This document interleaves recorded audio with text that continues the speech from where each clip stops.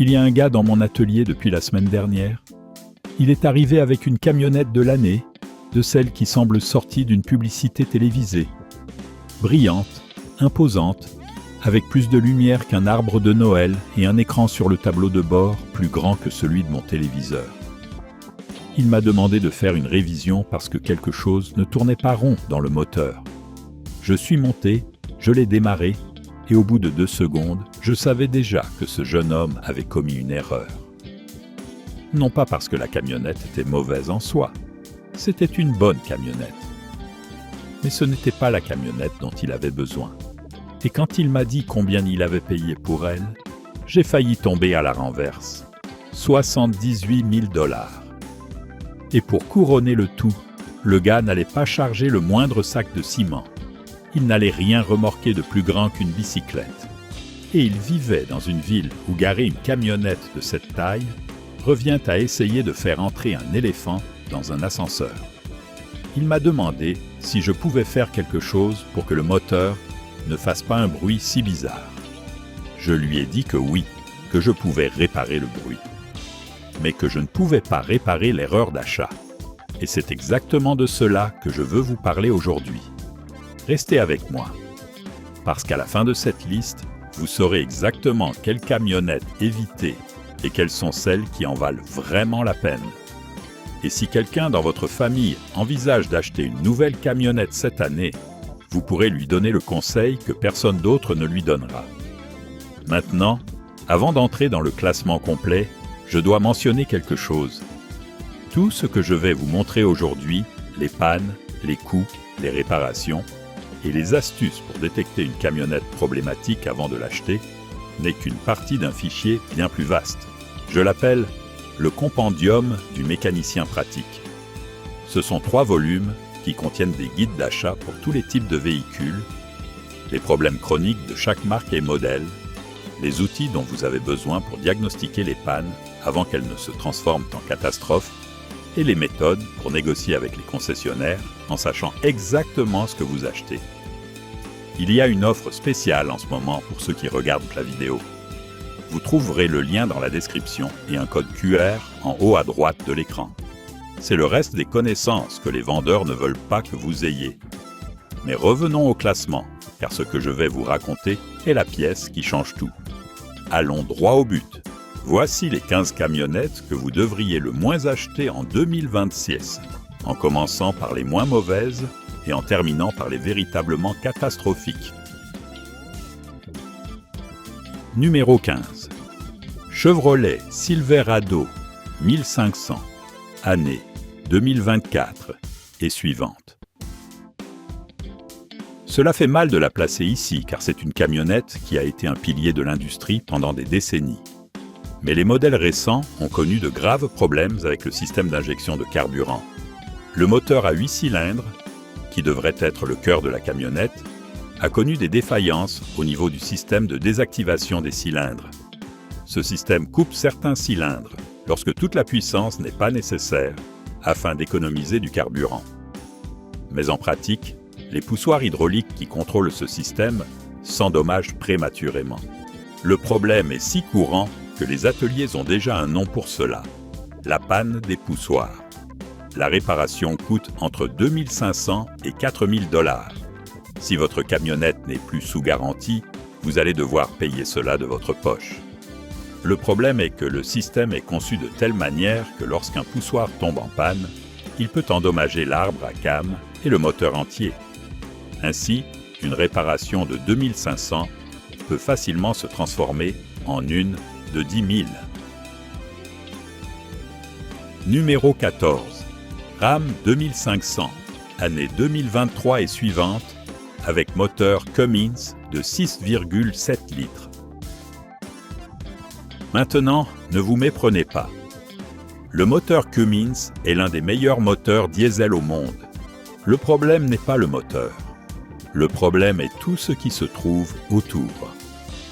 Les modèles récents de Ram ont connu des problèmes avec le système de contrôle des émissions, spécifiquement le système de recirculation des gaz d'échappement et le système de réduction catalytique sélective. Ces systèmes sont nécessaires pour respecter les normes environnementales, mais en pratique, ils tombent constamment en panne. Les capteurs s'endommagent, les injecteurs d'urée se bouchent, et le système complet passe en mode d'urgence, ce qui réduit la puissance de la camionnette au minimum. J'ai vu des camionnettes qui sont restées dans l'atelier pendant des semaines en attendant des pièces de rechange. Et la réparation peut coûter entre 3 000 et 6 000 $. Si vous utilisez la camionnette pour travailler, cela signifie des semaines sans revenus. Numéro 13. Ford F-550, année 2024 et 25, moteur de 3,5 litres EcoBoost. Ce moteur a un problème avec le système de distribution de la chaîne de distribution. La chaîne s'étire prématurément. Lorsque la chaîne s'étire, le moteur perd sa synchronisation. Cela signifie que les soupapes ne s'ouvrent pas et ne se ferment pas au bon moment. Le moteur commence à faire un bruit comme s'il y avait un tas de billes à l'intérieur. Si cela n'est pas réparé à temps, la chaîne peut se rompre et le moteur se détruit complètement. J'ai vu des chaînes de distribution qui tombent en panne à 60 000 km alors qu'elles devraient durer le double. La réparation de la chaîne de distribution coûte entre 1 500 et 2 500 $. Et si le moteur est détruit, la réparation peut coûter plus de 8 000. Numéro 12. Toyota Tundra, année 2022 à 24. Moteur C6 de 3,4 litres biturbo. Toyota est connu pour sa fiabilité, mais cette camionnette a un problème que les ingénieurs de Toyota n'ont pas vu venir. Le moteur a des problèmes avec les turbocompresseurs. Le système de lubrification des turbos ne fonctionne pas correctement dans certaines conditions de conduite, et les turbos s'endommagent avant 50 000 km. Le problème est que les turbos ne sont pas bon marché. Chaque turbo coûte environ 1 500 $, et la camionnette en a 2. Ajoutez la main-d'œuvre, et vous faites face à une facture de plus de 4 000 $. Toyota travaille sur une solution, mais pour l'instant, si vous en achetez une, vous pariez que votre camionnette n'aura pas le problème. Numéro 11. GMC Sierra 1500, année 2024 et 25. Elle partage le même problème que la Chevrolet Silverado, car c'est essentiellement la même camionnette. Le même moteur, le même système de désactivation des cylindres, les mêmes poussoirs problématiques. Mais la Sierra a un problème supplémentaire, qui est spécifique à GMC. Le système de suspension pneumatique arrière, qui est une option populaire, connaît des problèmes de fuite et des pannes de compresseurs. La suspension pneumatique est chère à réparer. Un nouveau compresseur coûte environ 800 $, et les coussins d'air peuvent coûter 500 autres chacun. Et les fuites ne sont pas toujours faciles à trouver, ce qui signifie que l'atelier peut vous facturer plusieurs heures de diagnostic juste pour trouver où se situe le problème. Numéro 10. Nissan Titan, année 2023 et 24. Nissan a connu des problèmes avec la transmission automatique à 7 rapports sur la Titan. La transmission présente des défaillances au niveau du convertisseur de couple qui provoquent des vibrations et des secousses lors de l'accélération. C'est un problème qui apparaît entre 30 et 60 000 km. La solution de Nissan a été de remplacer la transmission complète dans de nombreux cas. Une nouvelle transmission coûte environ 5 100 $. Il y a certaines Titan qui ont duré plus longtemps, mais le risque est élevé. Numéro 9. Ford Ranger, année 2024, moteur de 2,3 litres EcoBoost. C'est un problème plus petit, mais tout aussi fastidieux. Le système d'injection directe de carburant provoque une accumulation de calamine sur les soupapes d'admission. L'accumulation de calamine peut causer des ratés d'allumage, une perte de puissance et une consommation de carburant bien plus élevée. Le problème est que le nettoyage des soupapes n'est pas une réparation simple. Dans de nombreux cas, il faut démonter une partie du moteur pour accéder aux soupapes. Un nettoyage complet peut coûter entre 800 et 1200 $. Et si elles ne sont pas nettoyées à temps, elles peuvent endommager définitivement les soupapes et les sièges de soupape. Numéro 8. RAM 1500, année 2024 et 25, avec le moteur de 5,7 litres émis. La RAM 1500 a un problème similaire à celui de la Silverado, mais au lieu des poussoirs hydrauliques, le problème se situe dans le système de calage variable des soupapes. L'actionneur qui contrôle le calage variable des soupapes peut se bloquer, ce qui fait que le moteur tourne de manière irrégulière et que le témoin de vérification du moteur s'allume constamment. L'actionneur coûte environ 300 $, mais la main-d'œuvre pour le remplacer peut être élevée car il se trouve dans une position difficile d'accès. Le problème ne détruit pas le moteur, mais il peut causer des dommages à long terme s'il n'est pas réparé à temps. Numéro 7. GM. C. Canyon, année 2024. Moteur de 2,7 litres turbo. Cette camionnette intermédiaire a connu des problèmes avec le système de refroidissement. La pompe à eau tombe en panne prématurément. La pompe à eau est ce qui fait circuler le liquide de refroidissement à travers le moteur pour le maintenir à la bonne température. Lorsqu'elle tombe en panne, le moteur surchauffe. J'ai vu des pompes à eau sur la Canyon qui tombent en panne à 20 000 km. Une nouvelle pompe à eau coûte environ 300 $ et la main-d'œuvre pour la remplacer peut être comprise entre 500 et 800. Mais le vrai danger n'est pas le coût de la pompe. C'est que si le moteur surchauffe, vous pouvez endommager le joint de culasse et cela est une réparation de plus de 2000 $. Numéro 6. Chevrolet Colorado, année 2024, même moteur que la Canyon. Même problème de pompe à eau. C'est essentiellement la même camionnette que la GMC Canyon. Elle partage donc les mêmes pannes. Si vous envisagez une camionnette intermédiaire de Chevrolet ou GMC, gardez à l'esprit que ce problème est réel et bien documenté. Numéro 5. Ford F250, année 2025, avec le moteur diesel de 6,7 litres Powerstroke. C'est un problème grave. Le système d'injection de carburant à haute pression tombe en panne sur les modèles les plus récents. Le système d'injection à rampe commune, qui est celui utilisé par la plupart des moteurs diesel modernes, possède des pompes d'injection qui peuvent tomber en panne et envoyer des limailles de fer dans tout le système. Cela signifie que vous devez remplacer non seulement la pompe, mais aussi tous les injecteurs, tout le système de carburant et nettoyer le réservoir. Nous parlons d'une réparation qui peut dépasser les 10 000 $. Ford a émis quelques campagnes de service pour certains modèles, mais tous ne sont pas couverts. Numéro 4. Toyota Tacoma, année 2024 et 25. Moteur de 4 cylindres de 2,4 litres. Toyota connaît des problèmes avec la transmission automatique à 8 rapports sur la Tacoma. La transmission a un problème de programmation qui provoque des changements de rapport brusques et des secousses. Mais le véritable problème mécanique est que le convertisseur de couple peut s'endommager prématurément. Le convertisseur de couple est un composant critique de la transmission. Lorsqu'il tombe en panne, la transmission entière peut s'endommager. Un convertisseur de couple coûte environ 800 $, mais s'il endommage la transmission, vous faites face à une facture de plus de 4 000 $. Numéro 3. RAM 3500, année 2024 et 25, moteur diesel de 6,7 litres.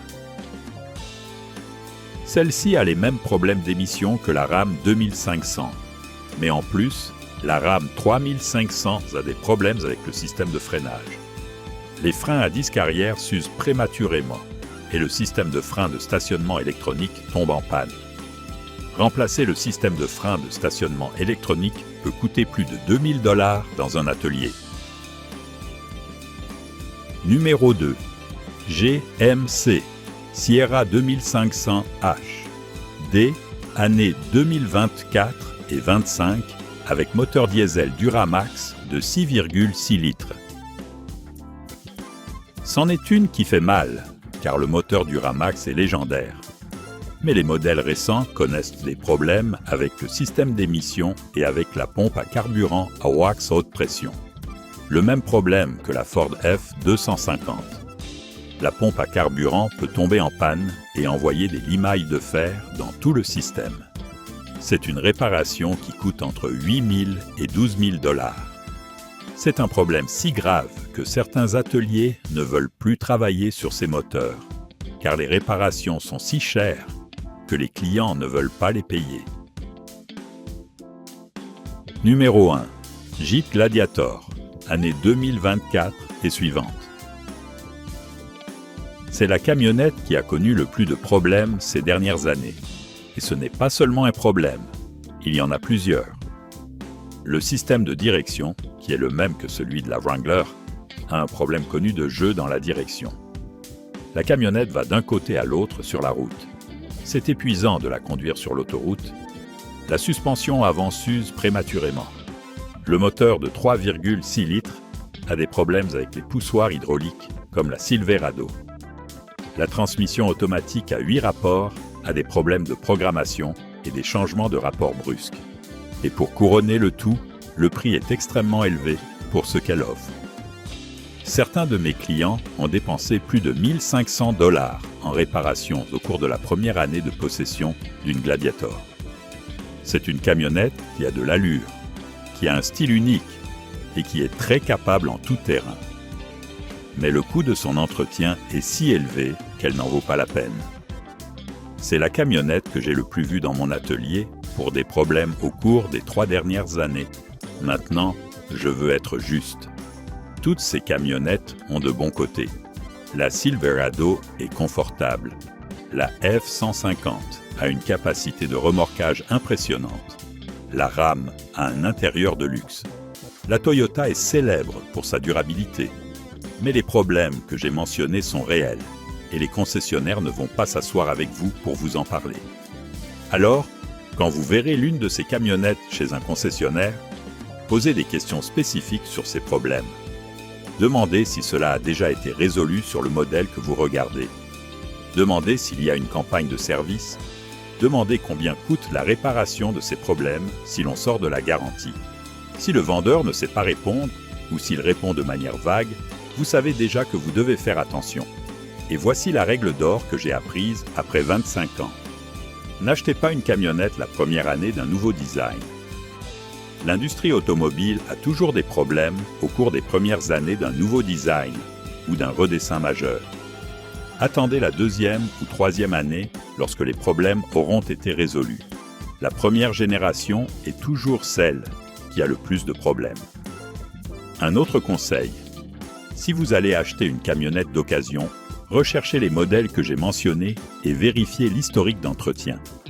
Si le propriétaire précédent a déjà eu des problèmes avec la transmission ou avec le système de carburant, vous trouverez cela dans l'historique des réparations.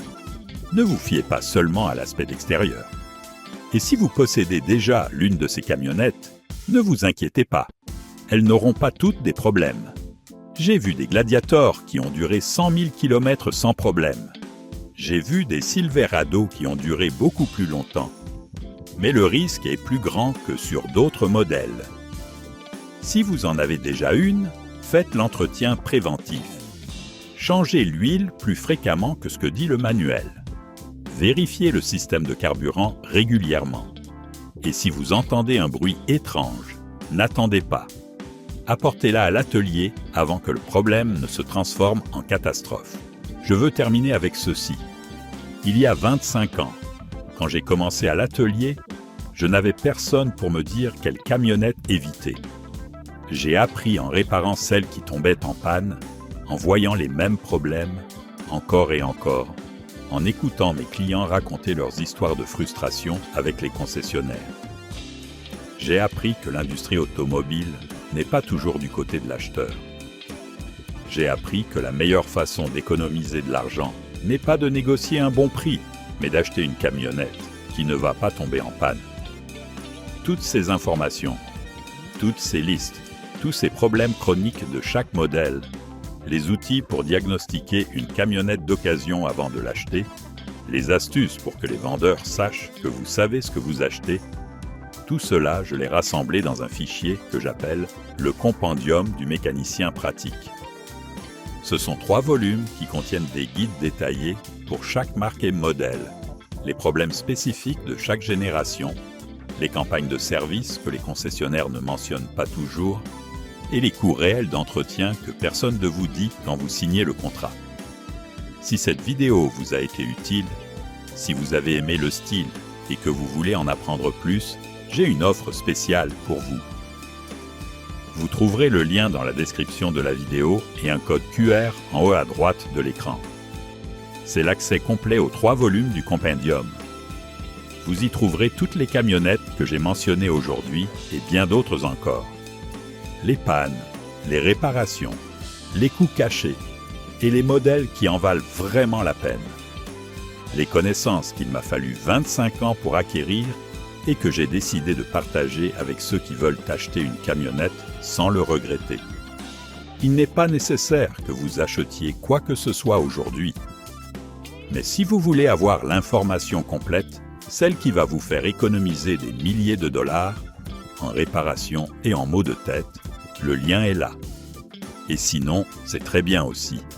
Avec ce que je vous ai montré aujourd'hui, vous en avez déjà assez pour commencer à poser des questions intelligentes chez le concessionnaire. Et c'est déjà plus que ce que font 90% des acheteurs. Dites-moi dans les commentaires quelle camionnette vous envisagez d'acheter ou si vous possédez déjà l'une de celles que j'ai mentionnées. Racontez-moi votre expérience.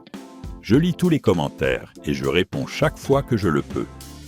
Si vous avez des questions sur un modèle en particulier, demandez et je vous donnerai mon avis honnête. Rappelez-vous, une camionnette n'est pas seulement un véhicule. C'est un outil de travail, un investissement familial, une décision qui va affecter vos finances pendant des années. Prenez le temps de faire des recherches. Ne vous laissez pas emporter par les apparences. Posez des questions. Enquêtez. Et si vous avez des doutes, réfléchissez-y à 2 fois avant de signer. C'est la différence entre un acheteur qui regrette et quelqu'un qui achète en toute confiance. Et vous, avec ce que vous avez appris aujourd'hui, vous êtes bien plus près d'être des seconds. À la prochaine. Prenez soin de vous. Prenez soin de vos véhicules. Et n'achetez pas une camionnette qui va vous rendre malheureux.